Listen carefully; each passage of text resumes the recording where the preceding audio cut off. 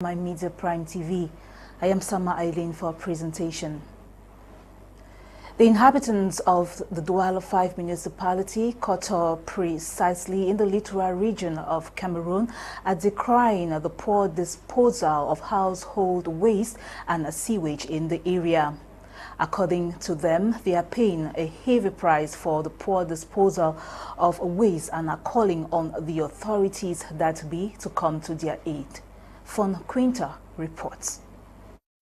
The problems associated with the disposal of waste in Douala, Cameroon's economic capital, remains a cause for concern. Over the years, residents of most neighborhoods in the economic hub are subjected to pungent smell emanating either from abandoned garbage or a defective sewage disposal system. We are in Kotor, a neighborhood in the Douala 5 municipality. What looks like a small lake in the middle of this road is far beyond that thought. It is a faulty septic tank that now empties itself on a very busy stretch of road. At the time, government has launched a campaign to kick cholera out of the littoral region. This city dweller questions the strategy being used.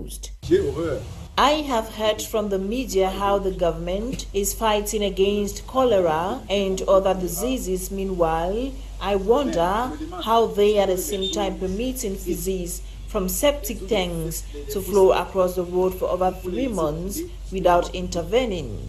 With these, I keep asking the kind of measures the government intends to put in place to fight against diseases like cholera and other contagious diseases. Aside the pungent smell emanating from the defective septic tank, business persons, residents, and road users are paying a heavy price for the poor disposal of household waste as it exposes them to many diseases. This water you see, little children from primary school come and put their hands there. We even see cars wash over that water and causes it to splash on persons seated by the roadside, and we are all right with it. Just beside the faulty sewage disposal system is a waste disposal site. Then is NC. It takes the grace of gold before the dirt is cleared off by workers of the waste disposal company Nsungkikang. Also looking at the spot where people throw their dirt, I ask myself, how can such a place go over a month without the dirt being cleared?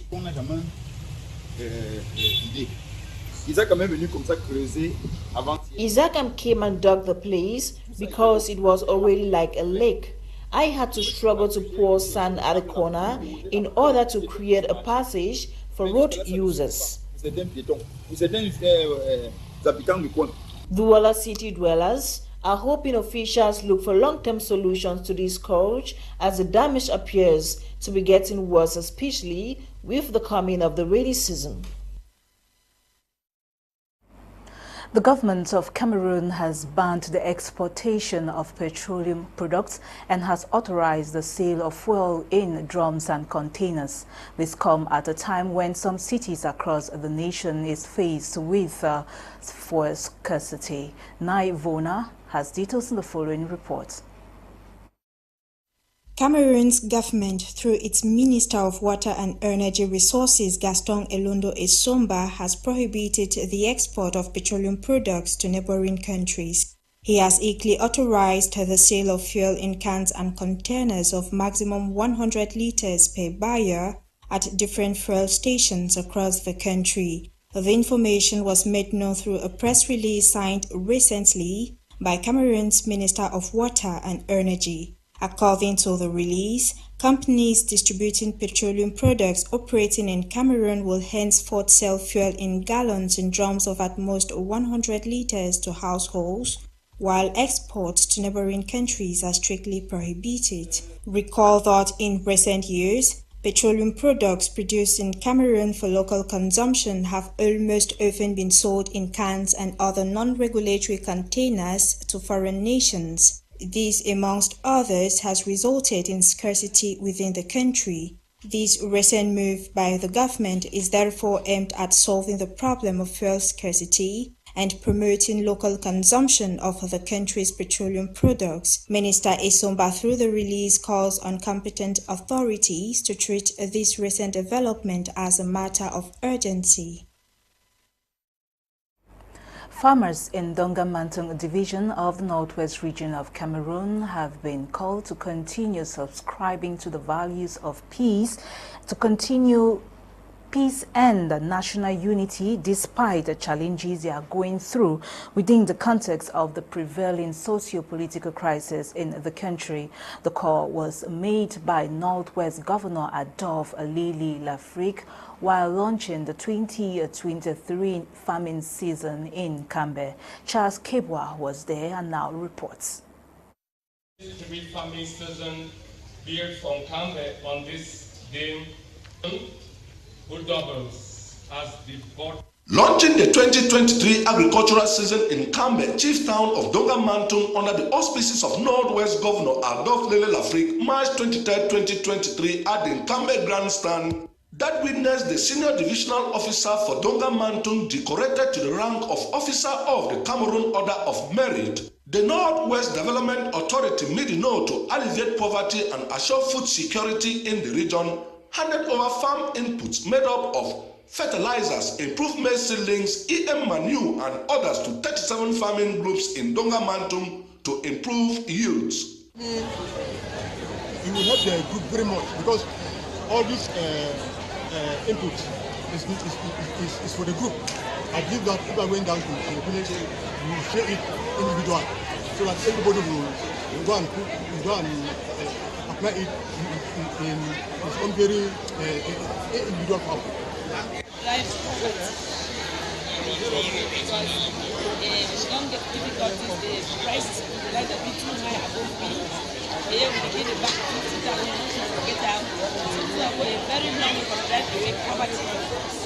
Medicinal Director General Cletus Anyamatoya thanked the Divisional Delegate of Agriculture and Mayor of Cambe for their collaboration and mobilization. Said, Medino for 42 years has played its role committedly and uninterruptedly through its wide power conveyed to the authority, with 3 gigantic community impacting development projects of Medino, financing over 75 billion FCFA from the government of Cameroon, the African Development Bank and Islamic Bank just rounded up. Northwest Governor Adolphe Alili Lafrique, who launched the farming season in Cambe, reassured the farmers government has planned to reward their loyalty to peace. What is doing here is saying to the peace-loving population of the North who have stood firm against disorder, against terrorism, against those who wanted to split this country.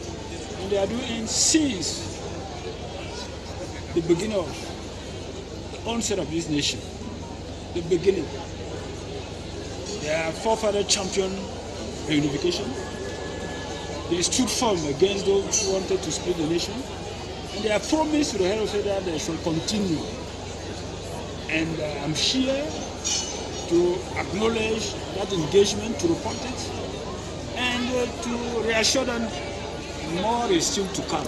The farmers who thank government complained for several years they've had difficulties transporting their farm produce to markets in the region and nearby Nigeria because of poor state of road and the socio-political crisis that has worsened things as roads out of the division has been blocked by armed secessionist fighters. And to something else, the academic sector remains one of the sectors in the country badly hit by the ongoing crisis in the 2 English regions of the country. Now, in Libialem Division Southwest region, Our Lady Seat of Wisdom College Fontem looks forward to the new academic year after years of shutdown. Jato Derek was in that college and brought back the following report. Rare access, and this is what is left now of Our Lady Seat of Wisdom College, Fontem, chieftain of Libialem Division. It is another bright morning, and the ray of the sun on the roofs of Our Lady Seat of Wisdom College, Fontem, has exposed the sediment of vegetation as seasons fade in and fade out with the hope of seeing its rightful occupants which many thought is also fading away, now eminent, a source told my Media Prime Television. This is the picture of a college which was reputed for its unwavering academic stamina, created in 1966 by a movement of the Catholic Church, and those who have been here as students need no introduction, for their exploit the world over is a reflection of the seed of wisdom in them, reason why today they cannot fold their arms and see their own alma mater go down before their very eyes. It is now an open secret that talks are multiplied in that direction to get the seed of wisdom back on its feet again. For this once true example of a learning environment, both in structure and result, has gone to sleep for too long. The armed conflict, like elsewhere in the Anglophone regions, also punctured Our Lady, seat of Wisdom College, Fontaine, here in Libialem Division. Today, from the bishop to the movement that created the college, not leaving out Libialem Division and its people, are under one thinking cap to see the doors of Our Lady, seat of Wisdom College, opened the next academic year, so that this lone paper on this notice board, which has survived moments that lasted for seconds and moments that will last forever, and on it, the internal rules and regulations of this college, the key to success of this institution, can be read again, this time by new students coming in. You need not to be told that for the past 6 years, the seed of wisdom has not been planted in any student, but that is in the past now. The possibility of rebirth is here. The powerhouse of the hydroelectric dam, which used to generate electricity for the college and now in the bush, is also expected to have its turbines turn again in order to continue the project, which has been going on for 60 years unperturbed until the war broke out some 6 years ago. Let's now talk the senatorial elections. The Constitutional Council on March 23, 2023 declared results of the senatorial elections that took place in Cameroon on March 12, 2023. Mezam Division, as per the results, got its first female senator, Professor Mrs. Neba Ndosiri Bridget. Get details in the following report. According to senatorial results, the Cameroon's People's Democratic Movement Party, CPDM, recorded a landslide victory in all 10 regions of Cameroon, securing all 70 elected seats. Clément Atangana, president of the Constitutional Council, hailed Elections Cameroon Elecam for organizing a hitch-free poll. After the results were read, the CPDM stages a symbolic comeback in the Northwest region. The party recorded 95.77% of the votes cast as against 4.23% for the SDF. As such, the results indicate that Senator-elect Professor Mrs. Neba Ndosiri Bridget becomes the first female elected senator from Mezam in the Northwest region. Recall that in 2013, late Prime Minister Emeritus Simon Achidi Achu was elected, and in 2018, Vanigansen Moshingo took the command baton. Professor Mrs. Neba Ndosiri now brings in a new dynamism after the impressive performance of Senator Mrs. Regina Mundi, who, despite being appointed, has greatly communed with the masses, especially women and the girl child, for the last 5 years. The professor of chemistry hails from Bamendankwe in Bamenda 1 subdivision, and before her brilliant election on March 12 was serving as technical advisor number 1 to the Minister of Women's Empowerment and the Family. Note here that Senator-elect Professor Mrs. Neba is serving as section president of the WCPDM Mezam 1A. It is worth highlighting here that the president of the Constitutional Council, Clément Atangana, said the polls were organized with no incidents of fraud and no violence. From the Northwest region, let's now move over to the south, where inhabitants of Betimo, a locality in the south region, are decrying the illegal sale of their lands by non-locals. They have called on the authorities in the area to come to their aid and find a solution to this problem. Get details in the following report compiled by Catherine Ekongwe. The indigenous people of Banyeli, a locality in Bestimo in Bidukribi South region of Cameroon, have decried the poor state of roads, lack of social amenities like portable drinking water, electricity, and the illegal sale of their lands by foreigners. The people channeled their problems to the South Regional Human Rights Commission, who descended to the area with other officials from Mindu to evaluate the situation on ground recently. Bestimo has a road which connects her to the city and other neighboring villages. At the level of carrying out other activities, we need to get to the roadside to have access to electricity or a generator, inadequate water supply, and we intend to carry out certain activities, but we are limited financially. On her part, as an indigene of the area, this lady attests that they are living together, but they have difficulties in securing their lands from foreigners. Life in Bestimo is good. We work together, we carry out activities together. Even when there is problems, we ensure it is resolved together. I am a farmer. I cultivate cassava, plantain, and now I have a farm which has trees in it that needs to be felled.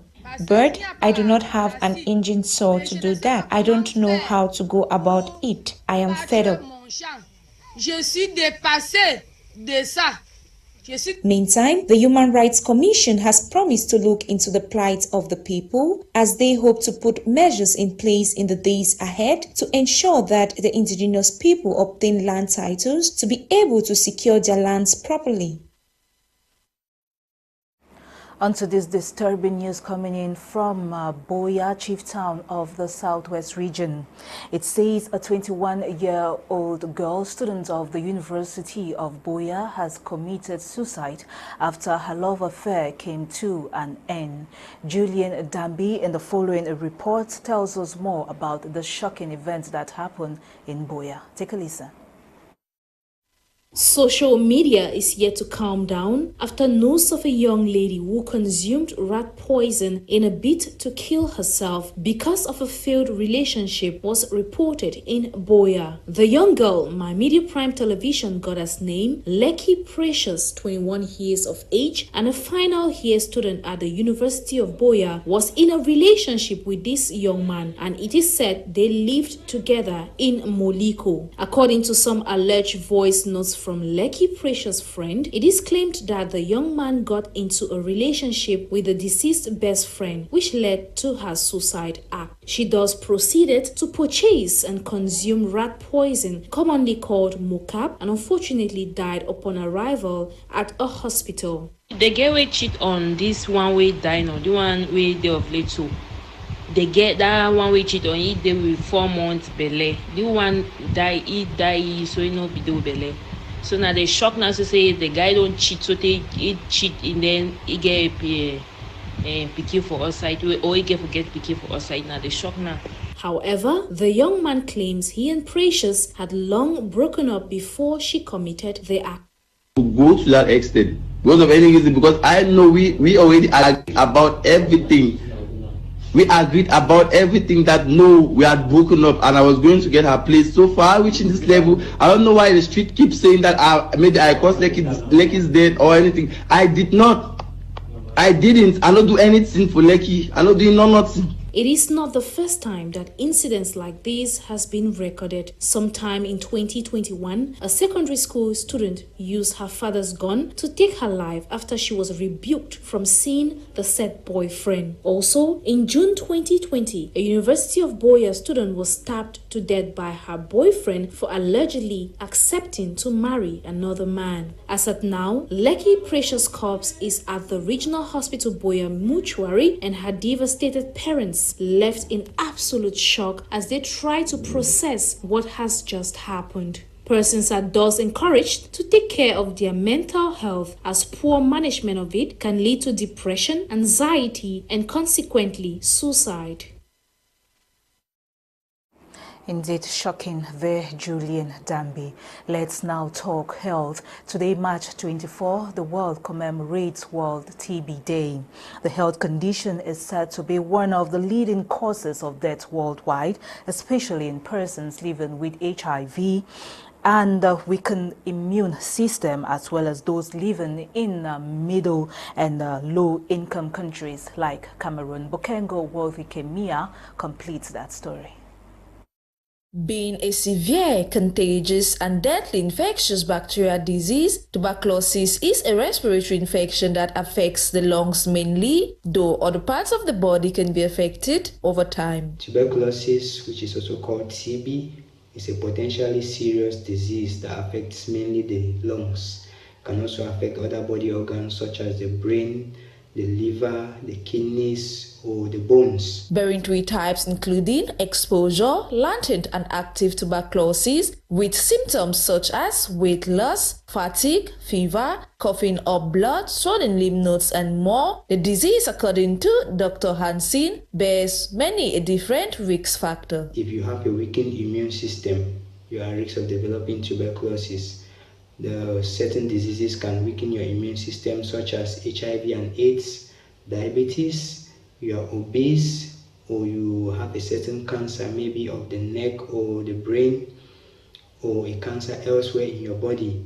If you are receiving medications that will weaken your immune system, such as medications that are given after procedures like organ transplantation, then you are at risk of developing tuberculosis. He reiterates on the fact that when you are diagnosed with active tuberculosis, you have to be given medications that you will be taking for a period of 6 to 9 months, which is a combination of about 4 antibiotics. And it is advised that when someone is on TB treatment, he has to take the treatment without stopping, meaning if he is to take the treatment for 6 months, it should be 6 months continuously. The person should not take for 3 months, stop for 2 weeks or 1 month, and then continue again, because this will put the person at risk of developing a type of tuberculosis that is resistant to medication. It should be borne in mind that the health condition, according to the World Health Organization, remains a major health problem in developing countries like Cameroon. And according to the World Bank, Cameroon have an estimated 179 TB cases per 100,000, with an estimated 31% death toll, most of which can be prevented and managed through healthy lifestyle choices and early diagnosis. You're welcome back. Now, after 1 week of public sensitization through local radio stations, the East Regional Delegation of Transport has celebrated the 63rd edition of the World Meteorological Day. The ceremony was presided over by the Regional Delegate of Transport for the East, Didier Wafo. Joy Ngong completes that story.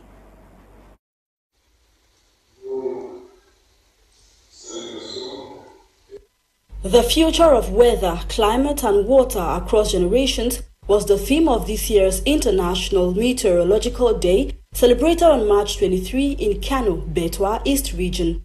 Cameroon, being a member of the World Meteorological Organization since the 15th of January 1961, has been sensitizing the population through meteorological programs on the radio. The East Regional Delegation of Transport organized a session where stakeholders shared their opinion on meteorology in Cameroon. The objectives attained were beyond my expectations. During the ceremony and the activities, I was very impressed that people understand the importance of the science of meteorology.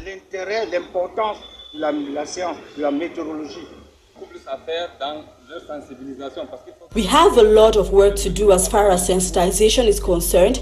People need to understand that meteorology is not only for us, but for them as well.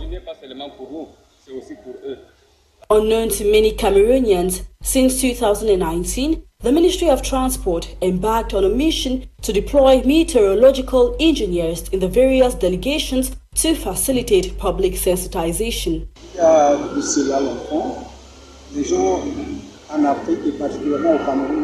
In Africa, particularly in Cameroon, People do not know the impact of time on their activities. In the past, people will tell you that they already know when rains will come, thus they do not need meteorology. But as time goes on, we discover that times change, which greatly impacts human activities.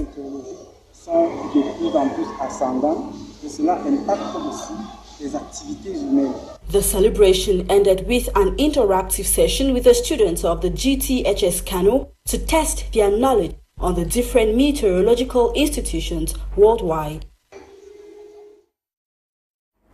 On a sad note, BT Media Group is bereaved one of its broadcasters, Jovette Clement Forba, who died on March 12, 2023 at the Lakentin Hospital, Douala, has been paid final tributes by his colleagues and friends from the BT Media Group earlier today.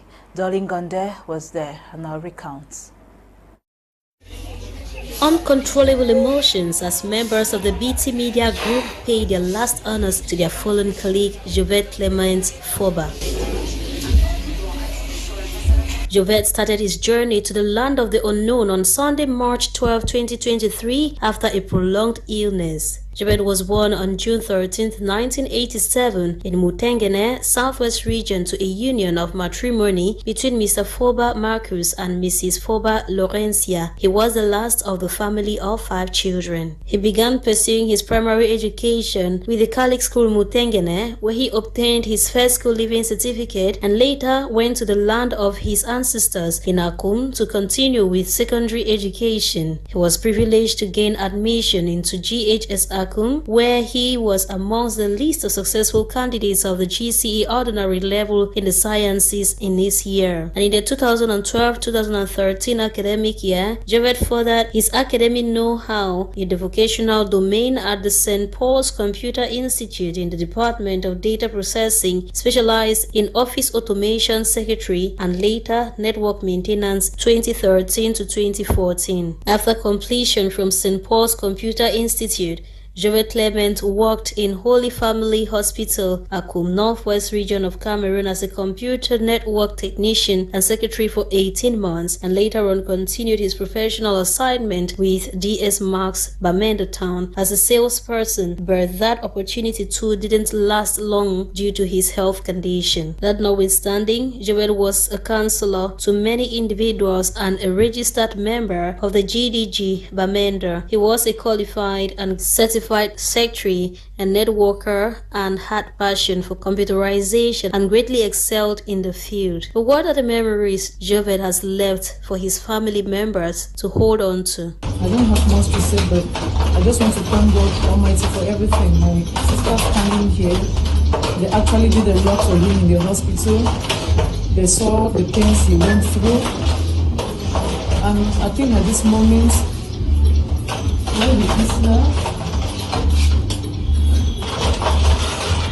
we just know God being a forgiving God will take him to his right hand. That God, if he had committed any sin, God will be able to take him where he has placed him. It's like the home was the home in heaven. That's what was talking about. He sang this song. It's like Jive knew that not long from now we go. Who can battle with the Lord? Who can battle with the Lord? Who can battle with the Lord? I say nobody. Oh, Jovette. Juju, what should I prepare for you? Okay, Despite his health condition, he used to be passionate and takes delight in whatever he did. This unique quality that he possessed earned him employment with GHS Akum in due capacity as computer lab attendant and school assistant secretary. It is worth noting that young Jovette was never consistent with the job market due to his health condition, but was a great fighter in what the Frenchman describes as attaquant. After each disappointment, he never relented but continued to use his expertise to impress most employers and achieve numerous opportunities at regular intervals. At the point of his death, he was a broadcaster at My Media Prime Television here in Douala, and this is what his colleagues have to say about Jovette. I don't think there are many people in the world as respectful as Jovette. I'm really out of words because the void he has left, I don't know how we will get somebody like him again. Like 5 and 6, always discussing about projects. Like we always have a project and we count and we discuss, and if it's kind of lucrative, we see how to move ahead. So in the way now, leaving me behind, I don't think we've been discussing this project. Meantime, Jobert is leaving behind his beloved parents, brothers, sisters, family, friends and colleagues to mourn him, as he will always be remembered for his passion in web development, graphic designing, public relations, leadership and love for the community. Adios, Jobert. May the soul of Jobert rest in perfect peace. That was the package we had for you tonight. Thank you for viewing. The news was compiled by Faitata. I have been Eileen for presentation. The news was also produced by Ewane. Bye for now. Have a blessed weekend.